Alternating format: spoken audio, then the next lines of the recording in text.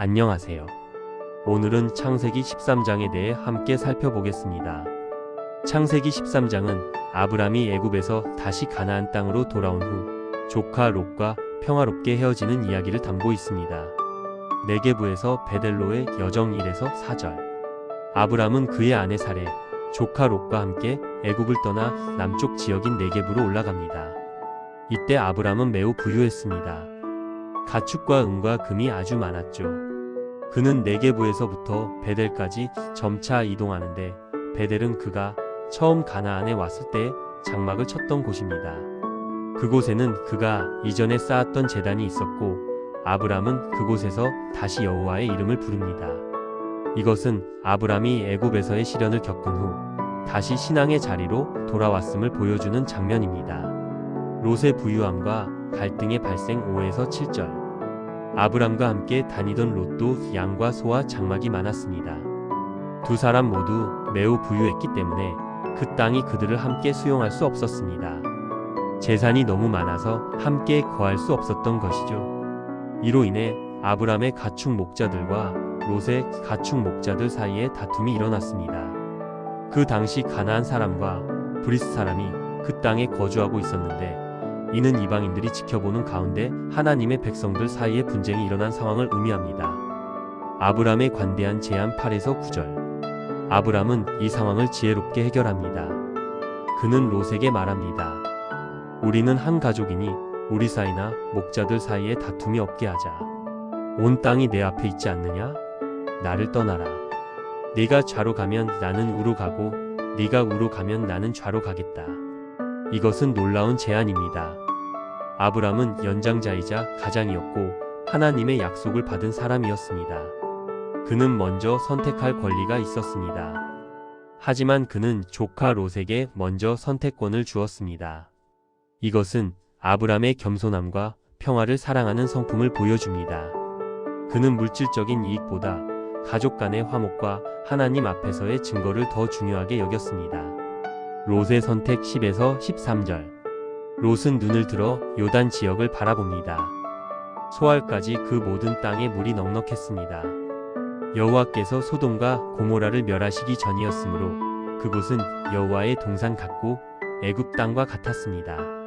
즉 매우 비옥하고 아름다운 땅이었던 것이죠. 롯은 자신을 위해 요단 온 지역을 선택합니다.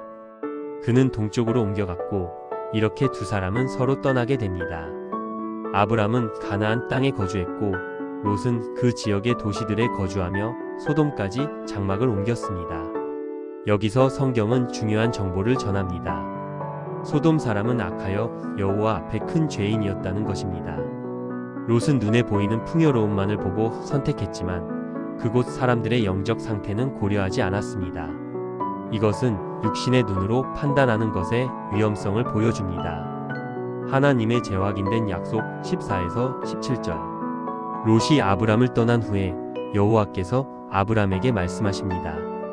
눈을 들어 너 있는 곳에서 북쪽과 남쪽, 동쪽과 서쪽을 바라보라. 보이는 땅을 내가 너와 내 자손에게 주리니 영원히 이르리라. 하나님은 아브람에게 세 가지를 약속하십니다. 첫째, 그가 보는 모든 땅을 그와 그의 자손에게 영원히 주시겠다는 것입니다.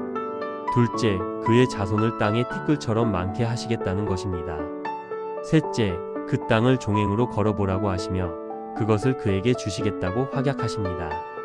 이 약속은 롯이 떠난 직후에 주어졌다는 점이 중요합니다. 아브람이 물질적 이익을 포기하고 평화를 선택했을 때 하나님께서는 그에게 훨씬 더 큰 축복을 약속하셨습니다. 아브람은 좋은 땅을 양보했지만 하나님은 그에게 모든 땅을 주시겠다고 하셨습니다. 헤브론의 정착 18절. 아브람은 장막을 옮겨 헤브론에 있는 마므레 상수리 수풀에 거주하며 그곳에서 여호와께 제단을 쌓습니다.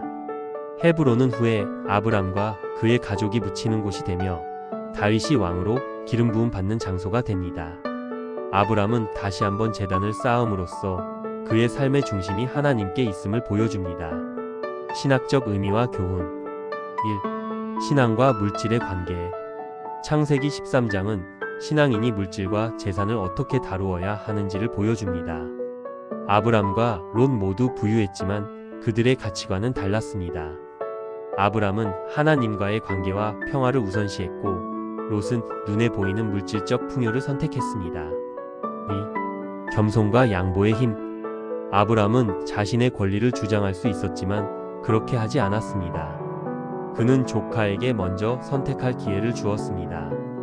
이러한 겸손함은 결국 더 큰 축복으로 이어졌습니다. 성경은 겸손한 자에게 은혜를 베푸신다고 말합니다. 3. 육신의 눈과 믿음의 눈. 롯은 육신의 눈으로 보고 판단했습니다. 그는 요단 지역의 비옥함만 보았지 소돔의 영적 타락은 보지 못했습니다. 반면 아브람은 믿음의 눈으로 보았습니다. 그는 당장 눈에 보이는 것보다 하나님의 약속을 신뢰했습니다. 4. 선택의 결과. 롯의 선택은 나중에 큰 문제를 가져옵니다. 소돔과 고모라의 멸망 사건에서 그는 모든 것을 잃게 됩니다. 반면 아브람의 선택은 하나님의 더 큰 축복으로 이어집니다. 우리의 선택은 단기적 이익이 아니라 장기적이고 영원한 관점에서 이루어져야 합니다. 5. 분쟁 해결의 지혜. 아브람은 갈등을 지혜롭게 해결했습니다. 그는 문제를 악화시키지 않고 평화적인 해결책을 제시했습니다. 특히 이방인들이 지켜보는 상황에서 하나님의 백성들 사이의 다툼을 피한 것은 중요한 증거였습니다. 6. 하나님의 신실하심. 아브람이 양보했을 때 하나님은 그에게 더 확실한 약속을 주셨습니다. 하나님은 우리가 그분을 신뢰하고 순종할 때 우리의 필요를 채우시고 우리를 축복하시는 신실한 분이십니다. 13장이 전하는 핵심 메시지.